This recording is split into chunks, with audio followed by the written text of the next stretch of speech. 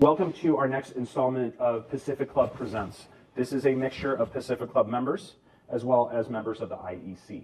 IEC was formed by my partner Kevin Maloney and I. We've been friends for 30 years and stay friends. And what's important to understand about this is the mixture of new frontier, so a lot of the topics that we're talking about, as well as traditional industry, and that's what the merging of this has been doing. So for the past 6 months, we've been covering lots of new frontier topics, and I think you guys have gotten a flavor of that. Last month, we had the CEO of Chipotle, the only known interview, by the way, with the CEO.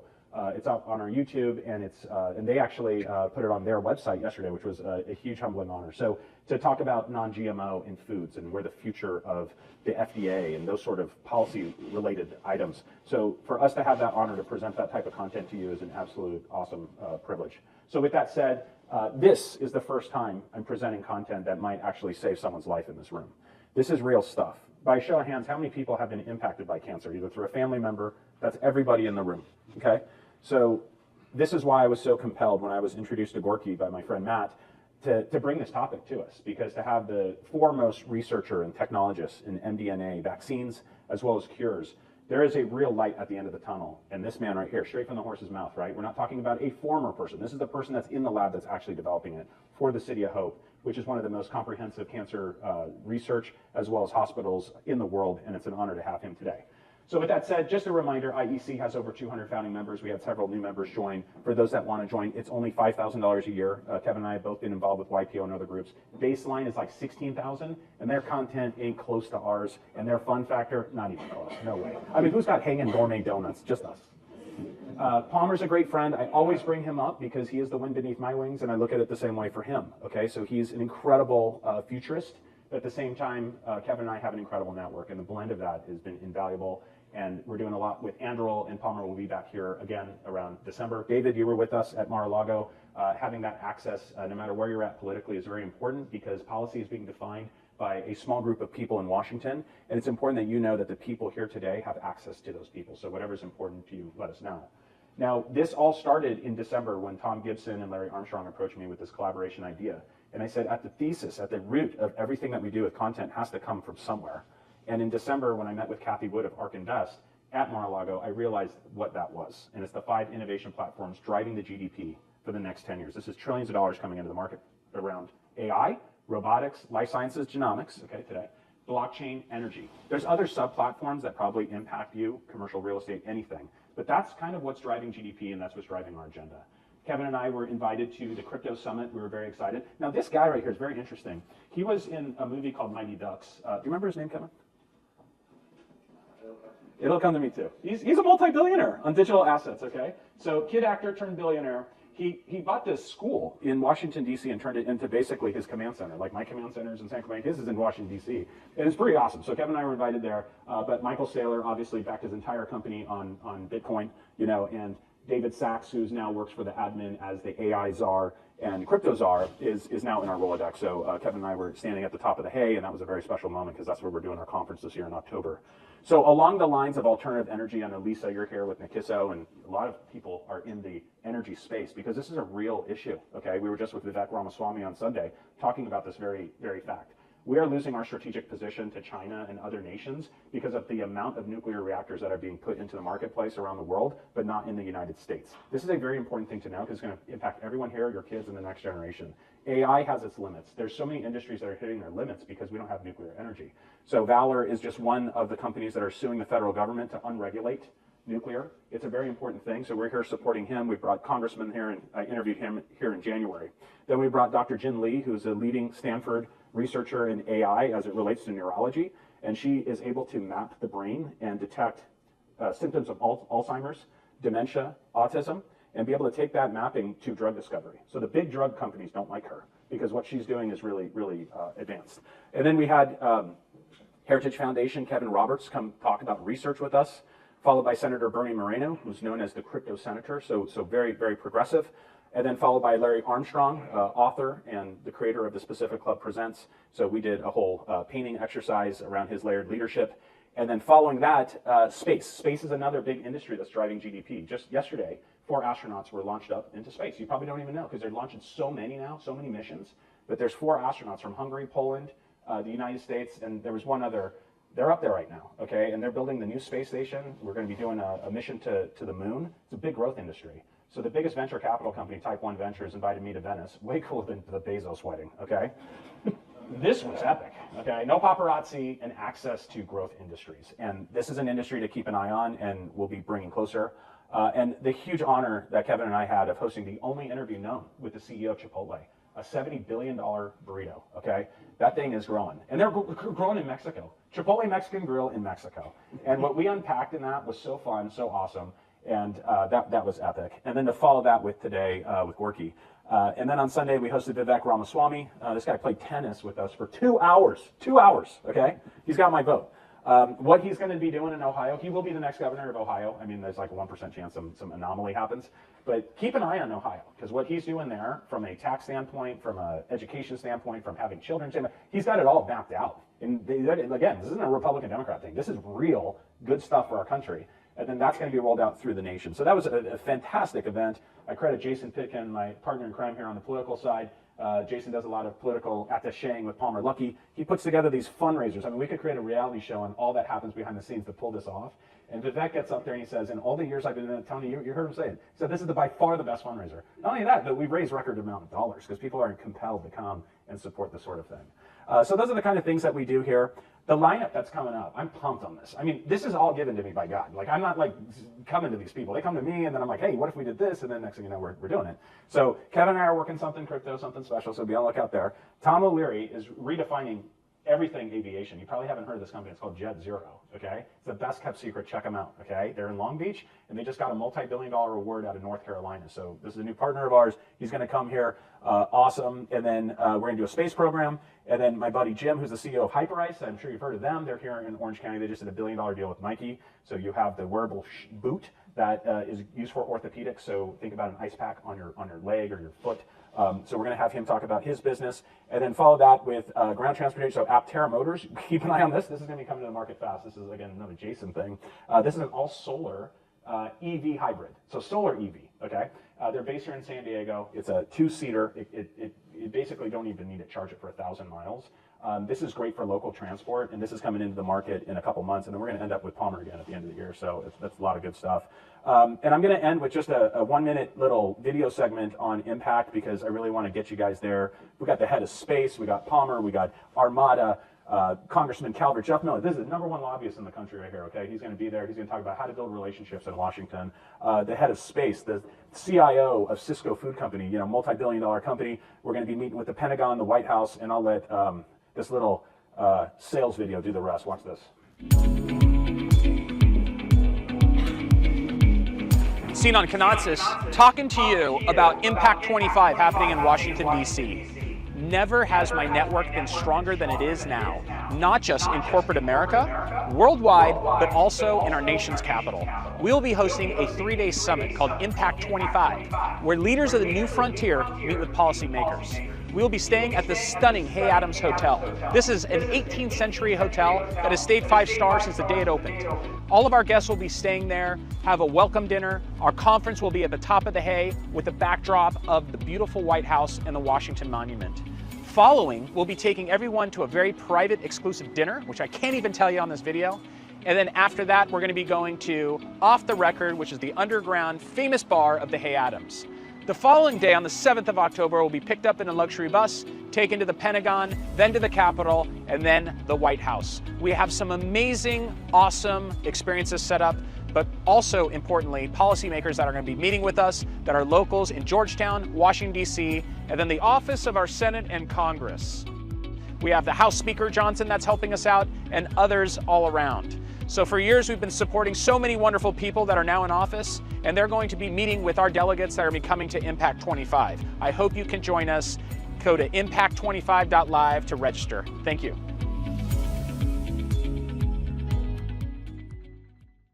I hope you guys take this. It is sold out. I don't even have room, but if you want to go, we'll figure it out, okay? This will be the most special event I've ever done in my life. And it's not just an event, it's a life experience. I'm all about all-inclusive too. I went to an all-inclusive resort once. I'm like, honey, why do we just do this all the time? You know? It's like, there's no add-ons. It's great. That's how we do ours too. It's one fee, everything's included, and it's not a money maker for us. It's a purpose maker for you. So this is going to be a special thing, and I stole the agenda from my daughter's 8th grade field trip. I'm like, I'm going to do this, but I'm going to meet with the leaders of the country did. So like, it's going to be pretty awesome. So with that, I'm very honored to introduce Gorkey, who's with us today as our keynote speaker. I'm going to turn it over to him. As we all saw, we're all impacted one way or another with cancer. Cancer is a very complicating topic. I work with Dr. Frank Laferla at UCI, who does a lot of stuff on the health side. And everyone's got an opinion on everything, right? And it's better to just get a centralized, focused conversation on it. That's what today we're going to be doing. So Gorkey heads up systems, research, and software engineering for the ETG unit of City of Hope. And it's an absolute honor to introduce my friend to all of you. So Gorkey, please.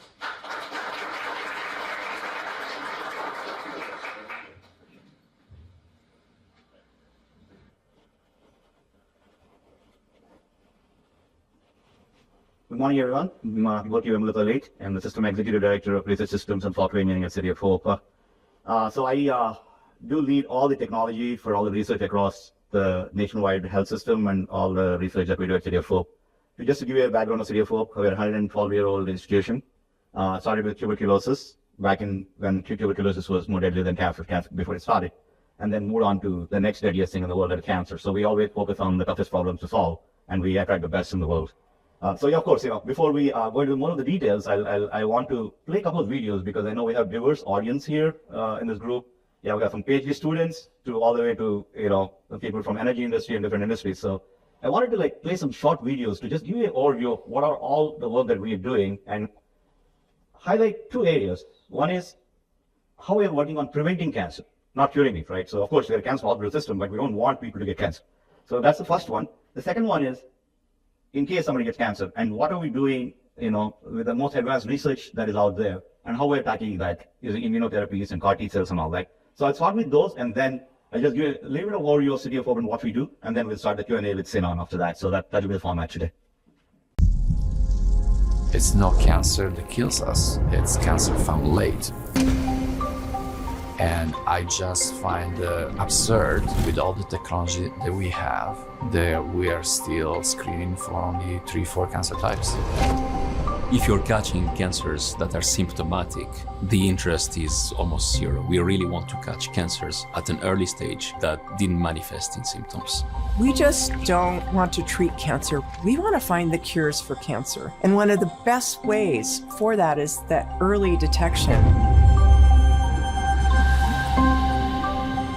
For almost any cancer, if you find them in stage 1, the statistics are that 99% are well and alive 5 years later. Now, if you find them in stage 4, 3/4 of those won't be alive. Imagine having the blood test that you take during your regular annual checkup, and you do it once a year. It finds cancer at an earlier stage than normal. That's the goal. We are preparing for a study of 30,000 people, so this is a very large study. To imagine that you could get this when you get your blood test for your CBC, that every person could get it and it was affordable, it is amazing. This is a game changer that could change early diagnostics for cancer in our society.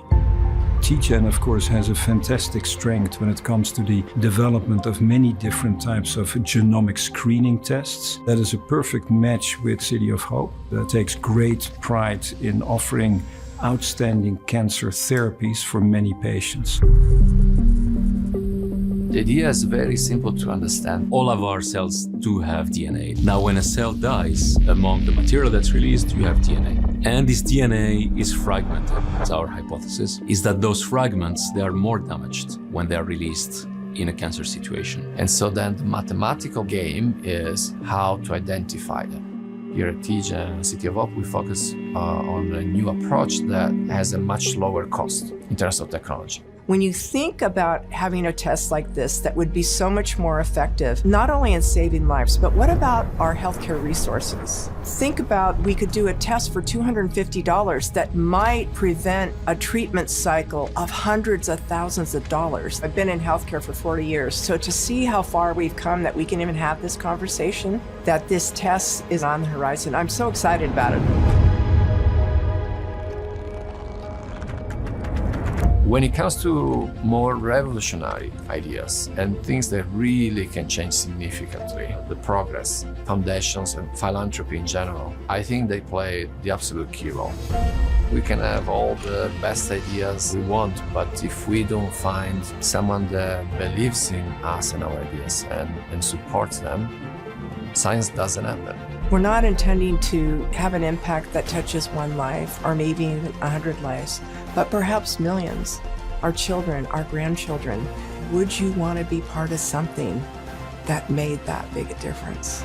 In a few decades, they will look back at how it was today and feel like we feel when we read stories about Middle Ages and what medicine was doing at that time, you know?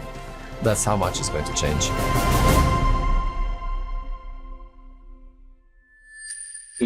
The video about preventing cancer, right? So we do a lot of work on preventing cancer.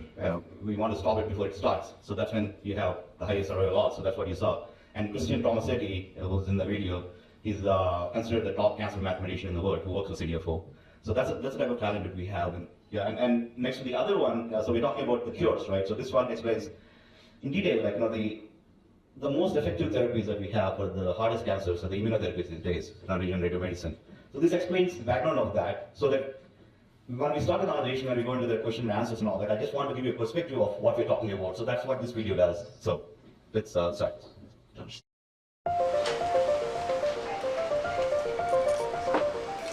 My name is Saul Priceman. I'm an assistant professor in the Department of Hematology at City of Hope, and I develop immunotherapy in a way that allows your body's own immune system to fight cancer.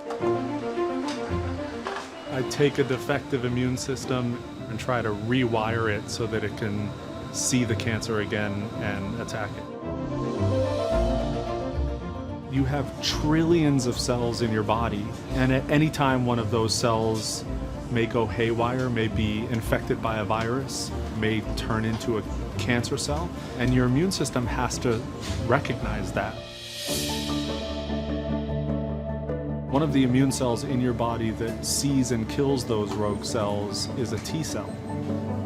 T cells roam through your body at all times, 24 hours a day, 7 days a week, looking for bad guys, and they do that effectively. That's why we clear viral infections, other infectious diseases, and also why, for the most part, we clear cancers. Any of us will have maybe hundreds or thousands of cancers that are in our bodies from the day we're born until the day we pass, and your immune system has fought it off before it became symptomatic. We've learned what allows a T cell to recognize a virally infected cell or a cancer cell. It uses very specific molecular signals inside the cell that says, I see something I don't like, and now I'm going to engage it and actively kill that cell. We've used that knowledge to engineer T cells, but directed towards a target that we decide we want that T cell to target. So when a T cell that we develop sees a cancer cell, it will initiate that cascade of events, ultimately leading to killing that tumor cell.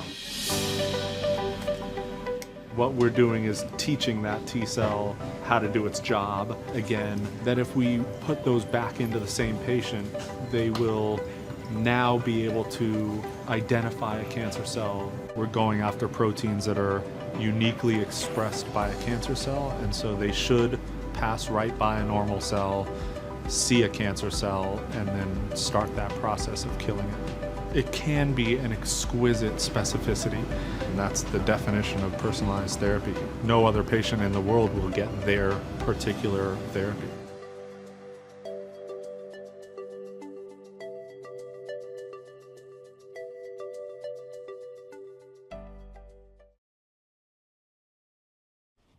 I hope you got some, lessons on some science and all that we do.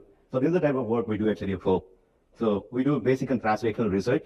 So basic is the basic science, right? So going to all the way to the cellular levels and DNA, RNA, and modifying them and reprogramming them and just putting back into the body to fight diseases. And the translational side of the research is to bring them from lab to the clinic, which is, we call it bench-to-bedside. right? So that's the translation part of it. So we have both the research areas are equally strong, and that's what you see here, right? And we move very fast. Literally, like we can launch a clinical trial in within a span of 2 to 3 days. It's very rare because we have everything integrated. We have drug manufacturing facilities on the campus, and the scientists come up to, like, say, you find a new cancer, somebody comes, and the cancer is very heterogeneous, if you understand. So it's the same cancer one person may have, other person may have the same cancer, but like they react differently because of their, a lot of different modalities in the both the people, right? So because of that reason, like, so a lot of this thing is getting personalized. And when you find, like, say a person comes with some cancer to our campus, and then you find a mutation or something, and then we can make a medicine or a biologic and manufacture on the campus, start the trial within like a couple of days. So that's how advanced, the research is. So that's what it distinguishes. But again, just to give the background, I'll also just give a little overview of City of Hope. I'll quickly go through the slides and we'll get into the questions with Siron, and then open up to the audience. So just want to give a overview of City of Hope. So we, our research that we do at City of Hope impacts millions of people worldwide. In fact, we are, the birthplace of Biotech. A lot of you people may not know. Synthetic human insulin was made at City of Hope. So the first biotech company, Genentech, started because of City of Hope. They came to us, can you figure it out? And in 1978, our scientists used genetics in E. coli bacteria to create the same molecule that the human insulin has, right? So from bacteria. So that's the birthplace of Biotech. And we have 3 GMP facilities I told you about, manufacturing on our own campus. And we have more than 1,300 researchers work at City of Hope. And more than 100 million people every year are impacted by the research that we do, because the top 4 cancer drugs used in the world came from City of Hope as well, the monoclonal antibodies that we all talk about now. So they were made in 1981 at City of Hope, and then that started all the smart cancer drugs that we use right now. So yeah, this is a little bit more numbers about it. We are one in 57 comprehensive cancer hospitals in the whole country. This is the highest rating, and we always get exceptional rating in there. And more than 13,000 employees. Right now it is like 15,000. And yeah, so we have 157,000 annual patients. And the clinical trials that you see there, 730 plus clinical trials. That's one of the highest in the world. So we launched so many clinical trials because we have so much advanced research. So we personalize a lot of these trials, and then we launch trials, and a lot of those end up becoming cures. And we work with biotech companies and pharma companies to make them into the cures that actually become mainstream. So that's a little bit of overview of that. And our 5 to 10 year survival rate is highest in the industry, and it's way above any average. And this is even for the hardest to cure cancers like pancreatic cancer and prostate and all those cancers as well. And we are a 100+ year old organization, 112 years to be precise. We started at tuberculosis sanatorium, and then we got into cancer. So we always tackle the world's toughest challenges. And we're also working on curing type 1 diabetes, which is hardest to cure, because it's all genetics based and all that. So our scientists are working on. They claim they're pretty close to curing, like 5 to 6 years away from curing type 1 diabetes. That would be like a game changer if we can get there. So that's the type of the work we do, and you can see the whole timeline there. Yeah, 1910 we started, and then like now we're in 24, 25, and so we've been through a lot of transformation as well, and we're still going through transformation. Now we're becoming a nationwide system rather than regional. So now we are not just in Southern California. So we have 2 comprehensive cancer centers, one in Duarte, one in Irvine. And we're opening a comprehensive cancer hospital in November that's opening up in Irvine as well, like the spectrum. And we are in 3 other different states as well. And the outcomes, I already talked about it. So our outcomes, they're always exceptional. If you can go and find it online too. And so it's all published data out there. So we're way above the average, especially like into the hard to cure cancer, stage 3, stage 4, our outcomes surpass any averages, like, by leaps and bounds, because of the advances that we have in the cures. And we're also top 5 in the nation for cancer care, and we're the top in the West Coast, and of course top in California, and all different cancer surgeries and all that you see there. So the research, I'll quickly go through the research, right? So we work on different areas. The first one I wanted to highlight on precision medicine. This is personalized medicine that we're talking about, right? Especially when it comes to cancer, it's complex. Cancer is not one disease. It's at least 150 plus known different diseases are all combined into cancer, and each is different. And it also differs from person to person, from their genetic makeup to their ethnicity to different things. So that's where the precision medicine comes into picture here. So we are very huge into precision medicine, and as you see there, we did the genomic sequencing for more than 10,000 patients, which is one of the highest in the world, and we paid for that ourselves. Like, those are extremely expensive genomic tests. So that gives us a lot more insights into how these cancers progress and how people react to the treatments and all that, right? So we go through that genomic data and we research and more based on that, and we come with personalized treatments and therapies. And we conducted a precision oncology tumor board. That was first thing that I was hired for, to run precision medicine at City of Hope. So all the technology for that. And then we have a precision oncology tumor board where some of these hardest to cure cases. So we have experts from all different areas sit in the tumor board. They review the case and they come up with like the personalized treatment for that person. Sometimes, as seen, I sat on this tumor board. It could be as simple as a Pepto-Bismol, the digestion, the stuff that you take, could reverse a mutation. So I mean, I'm oversimplifying it, but yes, it happened in some cases, right? Literally, like this is like the hardest to cure lung cancer, and then they found out, oh, this can actually reverse a mutation, right? So, but other than that, like, you run through the different scenarios, and then you exactly precisely point what can reverse the cancers. And I'll go more into precision medicine. We talked about in the quick Q&A and all that. So now we are getting more into the using CRISPR and gene editing and all that stuff to even take it to the next level, not just finding the drug targets for reversing the mutations to cure cancers. So we're a nation leader in hematology, called blood cancers. We did the largest amount of bone marrow transplants in the entire world, 20,000 to be precise. So we started in 1978. So basically, that's one of the the ways to cure hardest to cure blood cancers, right? You clear out the whole bone marrow and you do it with a match from the donor that matches your bone marrow. So that started in 1978, and then we did those many bone marrow transplants. And cellular medicine. So we are also pioneers in cellular therapies. I'll talk more in the later stages about CAR T cell therapies and all that we do. So more than 1,600 patients have been treated, because these are very complex therapies, right? So these are like the last hope for these patients. Nothing works, and then what you do is you take their cells, the T cells from the body. T cells are the immune cells that are actually supposed to keep everything in check in the video that you saw, right? But sometimes they don't identify. Cancer cells are very fun. So what we do is we take the T cells, we reprogram them to identify the targets, put them back, and they go and do their job they're supposed to. So it's very, it's pretty advanced, but we are very leaders in that. And we have Beckman Research Institute of City of Hope. This is from where the synthetic human insulin came out of, and the monoclonal antibodies that are used in the smart cancer breasts in the world that came out of Beckman Research. And we also cured a patient with HIV and leukemia at the same time. So using advanced genetic editing and all that, and the first patient we cured in the world of both. And we kept him alive for 15 years until our researchers perfected the treatment and wiped off both the things at the same time. So that's a type of research that happens at Beckman. And Arthur Rick's Diabetes and Metabolism Research Institute. So Dr. Arthur Ricks is the one who figured out a way to make synthetic human insulin and the monoclonal antibodies too, along with a few other researchers back in the 70s and the 80s. And so this Diabetes Institute that's working on curing type 1 diabetes is named after Dr. Arthur Ricks, who passed away last year and a half ago at the age of 84. But he's a legend in the whole, in the cancer and diabetes space. So there's a lot of groundbreaking research goes in there. And we have Hematologic Malignancies Research Institute. This all, Dr. Stephen Foreman, he's a leader in that the whole space.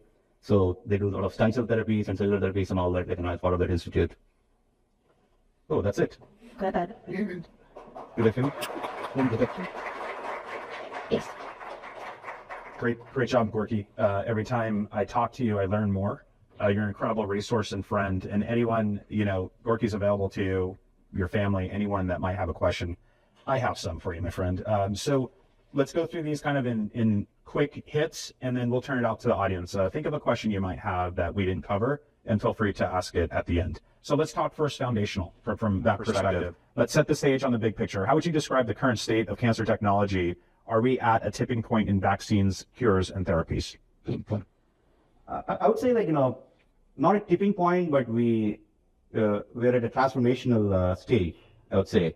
Because tipping is, there's one thing that we can call it a tipping point, but cancer is so complicated. Yeah. I'll say it's transformational. Yeah, so everything is coming together right now with all the things that I talked about, the immunotherapies and CAR T cell therapies, and the CRISPR, gene editing, mRNA vaccines, and all we're going to talk about. Yeah, so we're at a transformational stage right now. What's one advancement in cancer treatment over the past 5 years that you believe hasn't received enough attention?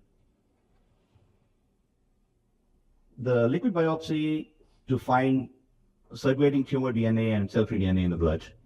That's very underrated, but that could be a game changer if you use it right, because you can see the efficacy of the treatments in real time if you can measure them, because already technology has so much advanced that there's, you can measure it, because you don't have to do this biopsies and all that. So that could be a really game changer if you use it right.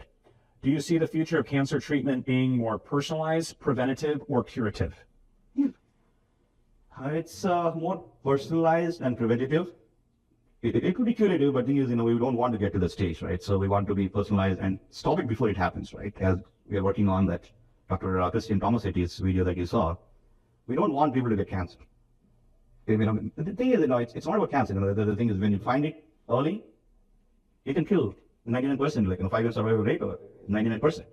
If you find it in stage 4, it's only 25%. So you want to be preventative and personalized too, because cancer is heterogeneous. It's not the same across, right? It's not like a cold or a virus that you can just give the same medicine and kill it. No, so you want to be personalized as well. So now let's move into vaccines, prevention, and therapeutic innovation. So we'll explore both like the HPV as well as the mRNA-based ones. So therapeutic cancer vaccines have long been a promise. What recent developments are finally making them viable? Yeah, so the HPV vaccine, of course, it prevents cancer, but it works on a virus, right? So the HPV is called the human papillomavirus, it's HPV. So it basically like gives immunity against the virus, which in turn prevents the cancer, which is a proven vaccine. But mRNA vaccines are going to be game changer. So these are smart vaccines. You have seen during COVID, right? Of course, there's a lot of controversy around and all that, but the amount of time it took to get the vaccine out never was done before, right? This was a 10, 20, 30-year process, right? How fast we moved and all that. Because it fundamentally changed the way the vaccines work. Before, you take a virus and you just try to create that the antigens on the top of the virus and you just mimic that thing and you do the process. Right now, you do it with your, the RNA, basically RNA is the expression of your DNA, basically, right? So it's just expressing it. So you just replicate that RNA, which looks like the virus's surface, and then the RNA, and the RNA get trained, or RNA get trained on attacking that, and then when the real virus comes, it does it. You can replicate the same into cancers now, and they're actually already doing it in the lung cancer. Moderna already did a trial, and it was very successful in lung cancer recently. So it's coming out, yeah. So if we had such a sense of urgency during COVID to create an mRNA solution that quick, why can't we do that with cancer? So the challenge is, again, heterogeneous. So the virus is one virus at the time, and of course it mutated, and we again were able to quickly change the vaccine to that, which never happened that fast, right? But cancer is not one virus or a mutation of the virus. It's much more complicated. So it gets personalized, right? So you'll be able, is the technology there? It is there. But the challenge is to scale it to that level, right? To personalize for every one and manufacture at that scale while personalizing those vaccines. That's where the challenge is, the scaling issue of it. But it is doable. Right. Let's talk a little bit about CAR T and other cell therapies. Where are they headed in the next 5 years?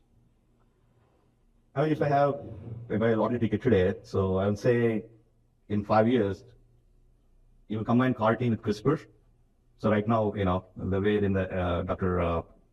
President explained in the video, so we know the molecular basis of the cancer cells and we train them, right? But in the future, you can use CRISPR. CRISPR is gene editing, and you can much quickly modify them to target different types of cancers, much faster than what we do right now. So yeah, I'm looking at the combination of those two will be really game changer. We saw Larry Ellison and Sam Altman commit $500 billion towards Stargate at the White House, talking about health and genomics and really pushing AI to deliver solutions for healthcare. How do you see AI playing into therapy in cancer?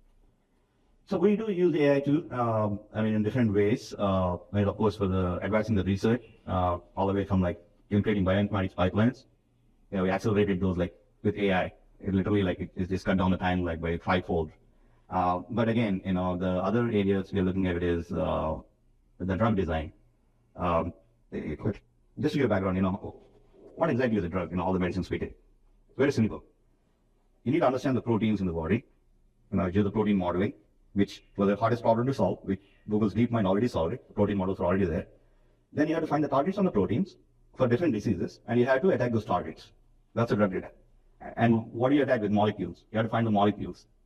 That used to take 10, 20 years. Now with AI, recently I read a study where within 1 year, they were able to identify 9,000 molecules for one target, and they were able to shortlist 7 out of those 9,000, and they did the study with the 7, and they found the one molecule that works, and then they designed the drug within 1 year, right? So that's the advance we're seeing in drug design and all that. And of course, in the cancer thing too, so with the AI, you can continually monitor the response of the patient. So I was talking about cell-free DNA, circulating tumor DNA. So once you have that data, and you give a treatment, you get that data from the liquid biopsy, and then you run it to the AI system, and you create a longitudinal the timeline of the patient history, and you see how it is, progressing, and you run AI, and so you can continuously like adapt the treatments based on how it is progressing and where you can use the AI, and you can just get all the insights right there. Fantastic. Well, I look forward. I know you're joining us in DC, so it'll be great to bring that topic to the stage. As we wrap up the interview here, tell us about the biggest hurdles in bringing cancer tech from research into clinical practice. Yeah, so that's what we call it, bench-to-bedside, lab to clinic, lab to patient, or bench-to-bedside. So the biggest hurdle is, yes, we are a very advanced research institute and academic medical center. So we have everything in-house, right? So we move fast. So it gives us the flexibility to move fast. But not everybody has that capability. So if you go to a regular, outside a cancer hospital or somewhere, even if they order you a genetic test for lung cancer, okay, so we do RNA sequencing and stuff for lung cancers, it takes like 30 to 45 days to get the results. And you don't have that much time for people with lung cancer. So what we do is, we have our own in-house RNA sequencing that we developed, a TGen that you saw, which is part of CDFO. We get the results within 2 days. And then we start the treatment. Because you need to know exactly what we have, especially in lung cancer, because it differs from people. Like people get lung cancer who never smoked in their life. And especially in the Asian population, it's higher because there's one mutation that Asians have that gets in the lung cancer. That we know that, right? So, but the turnaround time has to be fast. So that's where the challenge is, like, outside, like, when you get this test and all, the turnaround time is like long, and then for the deadliest cancers, you don't have time. My last question is really just about access to all, right? It's expensive, these treatments. What sort of equity is there so everyone has access to this? Just curious. Yeah, so the access, we do a lot of work on access as well, because that's a challenge, I mean, it's unfortunate, but the truth is, you get better access based on where you live. That's the truth. Between Orange County and Riverside County, there's a huge gap, right? Like, what you get, right? So the only way to solve this problem is to get enough generic cures, right? Even if you personalize, right? CAR T cells are talking about. I will do one example. Yes, you find multiple targets, so each person is different and all that, but you can find enough antigen receptors, and you can program the cells to attack 10 instead of 1, and make it generic, like just like a regular drug, and give it to all the places. And then that can increase the access and also reduce the costs in the end. Right now, it's so personalized that it's 1-to-1, and it is very expensive, $400,000 to $500,000 for each of the CAR T cell therapies that we do, right? So that's the way we can actually increase the access. And also, we also have to do more testing across diverse populations. So in the genetic testing, right? So most of the genetic testing is, white European populations, like, most of the sequencing that we have. Now we are doing across the globe, and getting more of the insights and all that. So what that will give us is more comprehensive view of how it works across the populations. Right.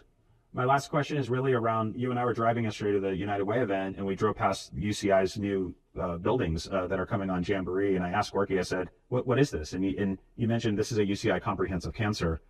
What is the difference in comprehensive cancer hospital as opposed to just a cancer research or cancer hospital? Yeah, so the comprehensive cancer hospital and comprehensive cancer centers are the highest rated, right? So they're the highest rating, and there's a very strict standards of how you get the rating. You need to have very advanced research, very deep research into all different cancers, and also your outcomes have to be exceptional, and of course, also like the clinical pathways that you're coming up with, the new cures that you're coming up with, all this factor into that rating. So it's one of the hardest rating to get. Yeah, that's why there's only 57 in the whole country, as you saw, right? Yeah, out of thousands of cancer hospitals and all that we have. So it's a gold standard, and yeah. At Shark Tank, they always say, that's a great pitch, but tell me a little bit about you. So tell me a little bit about Gorkey. Where'd you grow up? What do you like to do on the weekends? Who are you behind, outside of the lab coat? Yeah, so I was born in a small village in India, Portal, 4,000 people. So it would not even show up on the map, and Google found us. So yeah, it's been a long journey. I happened to go to one of the good schools in India. I did my computer science, and got a job in Orange County here 23 years ago, and here I am. Yeah, so it's been good, but I've been in Orange County more than I was in India. So I lived here most of my life. But at the same time, it's a fulfilling journey, and apart from the cancer and the technology and all the stuff that we're talking about, I love playing golf. So got into golf a few years ago. I love it. I used to play cricket in India, but not anymore. I started playing golf as I was hitting a cricket ball, and then people corrected me pretty fast. And I hang out with my family, wife and an 8-year-old daughter.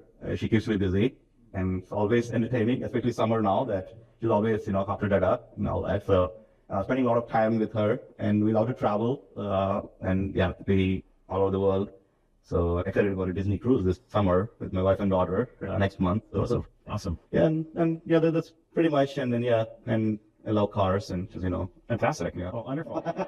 Thank you, Gorkey. Well, that was very special. I appreciate all your insights, and I'd love to turn it out to our audience with any questions that you may have, maybe starting with Jason. And if you don't mind just saying your name really loud and then your question so we could complete that. Jason Pitkin, my question is, are you familiar with Dr. Patrick Soon-Shing's cancer drug, Abraxane? Yes, yeah, he did it at UCLA. Then what do you think? The drug is effective. The drug is effective, so that's what he made him a billionaire. And so I don't know, like, very in depth about the drug. I read about it a while ago, but the efficacy is high. That's what I know about. More than the drug, I know about his next initiative where he wanted to map the whole human body and find out everything in the body and all that. Like, I don't know how that went, but the drug was successful. Do you use it at City though? That I had to check with my doctors. I mean, I don't know. I don't want to answer it wrong, but I had to check. We'll circle back on that because I was really asked the same question. Yes, ma'am. Hi, I'm Mari. I'm a PhD student at UCI, and I was curious if City of Hope had any research on the side effects commonly experienced with immunotherapies, such as cytokine storm, systemic toxicity, and also City of Hope is looking at chemobrain, which is just side effects of the chemo treatment causing cognitive dysfunction. Yeah, so we do have research, and we publish the research as well too. You can find the papers, in all the journals. So because we did like almost 1,600, parties and therapies and all that, so we have the whole history of like, how successful they were and all that. Yes, immunotherapists, as you're aware, they're not a slam dunk. I mean, sometimes they don't work. I mean, this is the last resort, right? So yeah, we have the drug. I don't have it on the top of my head, but we publish papers on the efficacy of the treatment, the side effects, and also, the outcomes as well too. So it's all published. I mean, and your next question was about the immunotherapies, and you asked the later part about the chemobrain. Yeah, chemobrain. I'm not very sure. I mean, but I know about the immunotherapies. I don't know about the chemobrain. Yeah. So is there any mitigation going on? Yeah. So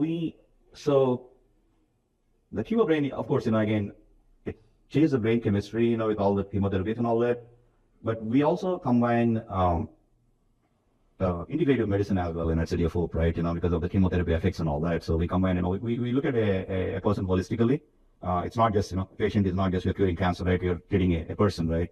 So we have integrative medicine that we started actually in Anishanti here, where we have alternative treatments as well to reduce all those effects of the chemotherapies, right? Like with acupuncture and chiropractic and all those things. And, so everything around that, right? And we even look at the gut microbiome, gut bacteria, because that's the key, right? When you do chemo, it kills all that gut microbiome, right? And then that's very key to your health and overall. So how to replenish the gut microbiome. So we do a lot of research in those areas to reduce the effects on the patient from chemotherapy. Kevin. From a high level, throughout history, if the problem's big enough, usually people, time, access to capital, or technology can solve any problem. What's your biggest challenge, and what is the time frame? Is it, Kevin, in 50 years all cancers will be gone? Where's your biggest challenge, City of Hope? And which one of those four, or is there another category that you don't have access to or is holding you back? So the biggest challenge is, the cancer, it's so wide that we have to focus on the top ones, right? Like top 10 or top 8, because we cannot really focus on all that, right? But we also do fundamental research. I mean, some of the researchers, they said, you know what, there's an underlying mechanism, how proteins are made. Let's go to that level and just stop that, and then it can wipe out all cancers, which we're getting close to, on the research. There's a research published, and it worked on animal models. But unless you get to the bottom of, stopping the proteins from being made and the cells from turning rogue, it's hard to just target each individual cancer. So there has to be some fundamental mechanisms, I'd say, not just one, right? Different types of breast cancers and solid tumors and all that. Few different underlying things. But to get to that, it needs a lot of research needs to be done, and that also needs a lot of funding too. Especially given the amounts of data that we have to process and amount of compute that we need and the resources that we need. So that's where the challenge is. And we have our own high performance compute, we have supercomputing and all that, but up a certain level, that's not enough. That's what Larry Ellison was talking about, the $500 billion. That's why he was talking about that, because once you have access to that type of rampute, Yes. you can accelerate all this research pretty fast and then get to the cure. And even that goes back to our very first interview in January. Like, without the compute energy, which is nuclear, you can't even get to this point. So it's like a domino effect. David, you had a question? Yeah, it might be similar to Kevin, but I know you're focused on detection, and that makes a lot of sense. But I'm curious about timing. So yesterday I went to Quest and did my blood work, and in a couple days they're going to tell me what my cholesterol level is. It's high or low or whatever. I guess I'm assuming that the blood has the answer. We just have to unlock it, and I guess that's maybe what you're focused on. What do you think the timing is where we can go to Quest or something like that, and they'll take our blood, they'll check it, and in a few days or a week, they'll say, you've got some sort of cancer, let's focus in. What do you see the timing and accessibility to standard people to be able to do something like that? Sure. Haven't you met Elizabeth Holmes? She does it. That's it. Yeah, so in fact, I ran the advanced diagnostics for Quest Diagnostics before City of Hope hired me. So not the regular blood tests and all that, solid genomics and all that advanced stuff, but I'm very familiar with that. So to answer your question, there are tests already available right now, not from Quest, but companies like Natera, based in the Bay Area. So they have a test called Signatera, which can detect a lot of cancers from your blood draw. Even before they happen, they detected breast cancer a year before it started and all that, right? So it is there. And they just got a Medicare approval right now. That means the insurance has to follow, but they take another year or year and a half, depending on the commercial insurance companies. Or, I think you can pay $1,000 and get the test if you want to get it, right? So there are tests out there, but they're getting better. On CDFO, the video you saw, right? So we are doing a clinical trial with 30,000 patients with Dr. Christian Tomasetti. He build the test, right? So those type of tests are coming. I would give it 4 to 5 years for them to become mainstream. Is those tests like black and white, where it just says like breast cancer, liver cancer, like it just gives you the a la carte, or is it looking at potassium, calcium, like values? No, it could be a trigger. No. So it is looking at circulating tumor DNA. So what happens is when you're either cancer is starting or it started, the cells that die, they release the DNA from the cells into the blood. Right. And also the cells also, right? They regenerate, and when they die, they're different than the healthy cells. So these days there are mathematical models, right, to how to predict a cell, to die, and which cancer because of which it would have died, right? And based on the DNA makeup and all that stuff, based on that they can tell which type of cancer it is from the blood. So that's how it is done. Let's do a few more. Tim, why don't we go you? Yeah. To follow up on the Quest question, in the video they talked about, $250 test is going to basically replace hundreds and hundreds of thousands of dollars of curative treatment, right? So I'm curious about what type of opposition that someone like City of Hope receives through regulation, red tape, like any kind of other factions, because you're putting a many billion-dollar curative industry out of business. Yeah, so there's a different way to look at this same thing, right? We don't have the capacity to handle the amount of patients that comes. That's the problem. It's not about cancer and all that, right? So because the rate at which cancer is growing, by 2030, 1 in 3 Americans will be diagnosed with some type of cancer, maybe early stage or whatever, right? That's a statistic, which is very bad. And so the thing is, it's not about making money. City of Hope was never about making money from the beginning and all that, right? So if you cure cancer, we move on to the next problem. It's not about just cancer and all that. So that's why it's very important for us to stop it before it happens, and then wait for stage 4 and stage 3, and then it costs hundreds of thousands of millions of dollars to cure, and then even then the survival rate, of 5 years is 25% and all that. So that's the angle that we look at, and we want to prevent it, then cure it, and we can cure it. But the thing is, you keep curing it, and then new cancers will start coming, because of a lot of different changes, environment and lifestyle and food we eat and all that stuff, right? So there'll be new things that are coming up, and you cannot keep on chasing the cures and all that. You have to stop it, and then cure whatever comes later. So that's the way we look at it. Let's talk about food we eat. We had Chipotle last time. He was talking about non-GMO. Do you have any perspective on what we eat and the impact on cancer? It's a big part of, the health. What we eat matters the most. Right. Period, right?